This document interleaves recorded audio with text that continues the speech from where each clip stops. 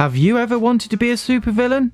Of course you have. It's time to build your lair, train your minions, and defend your criminal operations from the forces of justice, as you take control of a villain hell-bent on world domination in a direct sequel to the 2004 cult classic Evil Genius. But before you minions go about your day, don't forget to like this video if you find it useful, subscribe for more videos, and pre-order the game on Fanatical.com now.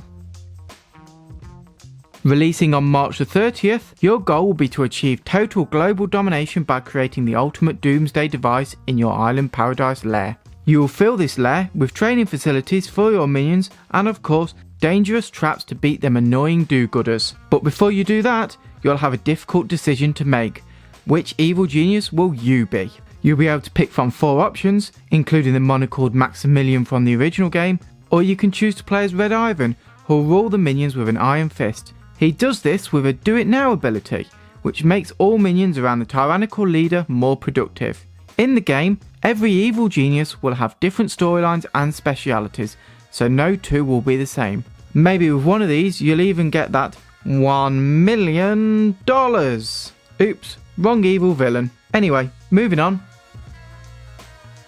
There's a lot of building needed in Evil Genius 2, as let's be honest, becoming the leader of the world isn't an easy task. However, like all good evil plots, you will need to have a cover.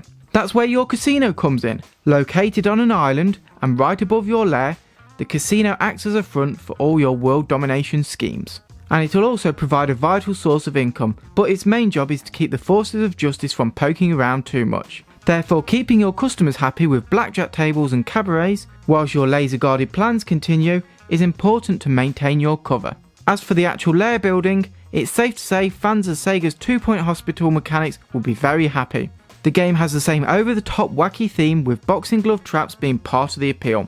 And within Evil Genius 2 you'll have to work on your power, make sure that your minions have places to train, and keep your area secure from unsuspecting members of the public and nosy agents alike. All whilst having a solid base, full of research centres, weapon building facilities, and everyone's favourite, meeting rooms. But there's no virtual working in this business. It's a difficult balance that makes the game challengingly fun, but one you'll have to get right to make sure your plans are working to their full potential. The planning of your base is important, with corridors and expanding your base needing to be considered, else your minions will spend too much time walking around and not enough time being evil.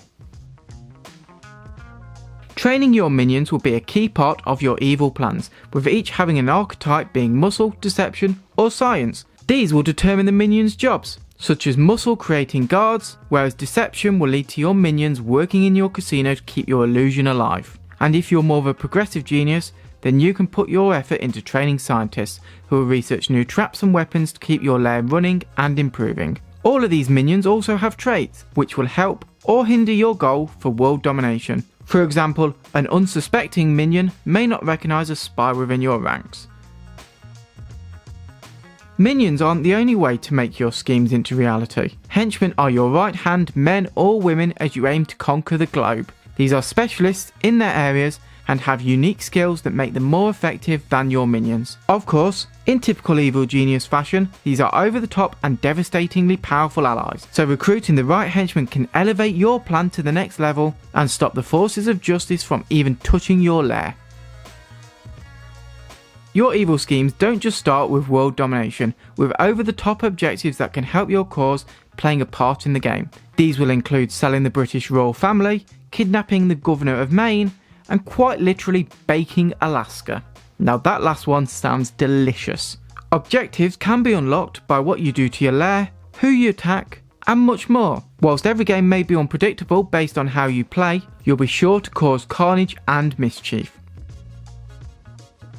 As a villain, you won't just be recruiting and destroying, you're sure to attract enemies, and the forces of justice is determined to bring your plot to an end. They'll attempt to ruin your lovely base by storming it with their forces. This means you'll have to build traps, arm your minions, and fight back to keep the do-gooders at bay and your evil plan in motion. The best part is that any pesky foreign agent that makes it into your base can be captured, tortured, and exterminated in a variety of ways, just the way we like it.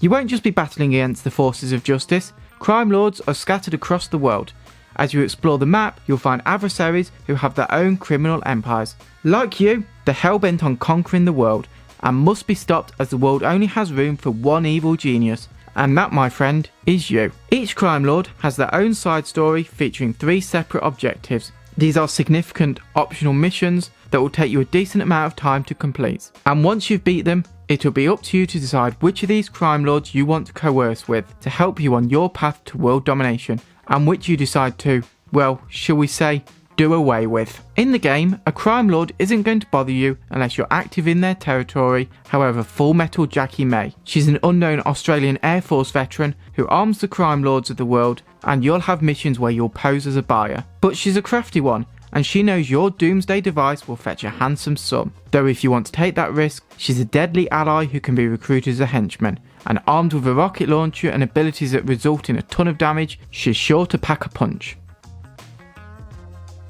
Too evil for your own good? The Sandbox Mode lets you embrace your ultimate villain with unlimited potential. Like with most sandbox rules in gaming, there's a lack of rules. There is an evil genius, should you follow the rules anyway? And of course, there's no endgame. If you've finished the campaign, then Sandbox is a great way to experiment with different strategies, set yourself challenges, and just have fun. Thanks for watching. Are you excited to get your hands on Evil Genius 2? Let us know in the comments below. And don't forget to pre-order the game at fanatical.com. That's it for now. Objective complete, minions.